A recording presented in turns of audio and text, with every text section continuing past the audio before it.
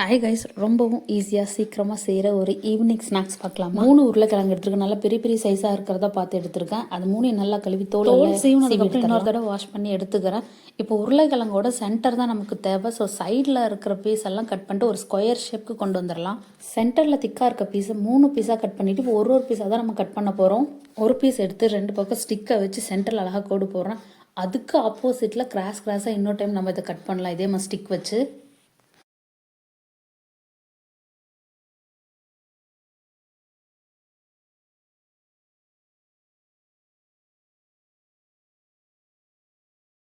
இப்போ இதை 3 பீஸாக கட் பண்ணி எடுத்துக்கிறேன்.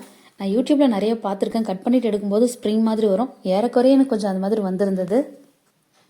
சும்மா இது ஒரு டெக்கரேஷனுக்காக தான் ட்ரை பண்ணி பார்த்தேன். உங்களுக்கு எப்படி கட் பண்ண வருதோ அதே மாதிரி கட் பண்ணிக்கோங்க, ப்ராப்ளம் இல்லை. கட் பண்ண பீஸில் 2 ஸ்பூன் அரிசி மாவு, கொஞ்சோண்டு பெருங்காயம், உப்பு தேவையான அளவு, காரத்துக்கு பியூர் ரெட் சில்லி பவுடர் இல்லைனா காஷ்மீரி பவுடர் போட்டுக்கலாம்.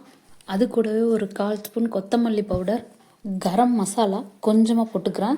லாஸ்ட்டாக ஜிஞ்சர் கார்லிக் பேஸ்ட். தண்ணி சேர்க்க வேண்டாம், இதை கலந்தாலே போதும். லைட்டாக ஈரமாக இருக்க மாதிரி தான் இருக்கும். நல்லா சூடாக இருக்க ஆயிலில் போட்டுட்டு லோ ஃப்ளேமில் வச்சுருங்க. இல்லைனா உருளைக்கிழங்கு வெளியில் கறிக்கிறோம், உள்ளே வேகாது. லோ ஃப்ளேமில் இருந்தால் மட்டும்தான் எல்லா பக்கமும் ஈவனாக வேகும். நல்லா கலந்து விட்டுக்கிட்டே இருங்க. பபிள்ஸ் குறைஞ்சி கோல்டன் ப்ரௌனில் வந்தால் நம்மளுடைய பொட்டேட்டோ ஃப்ரை ரெடி.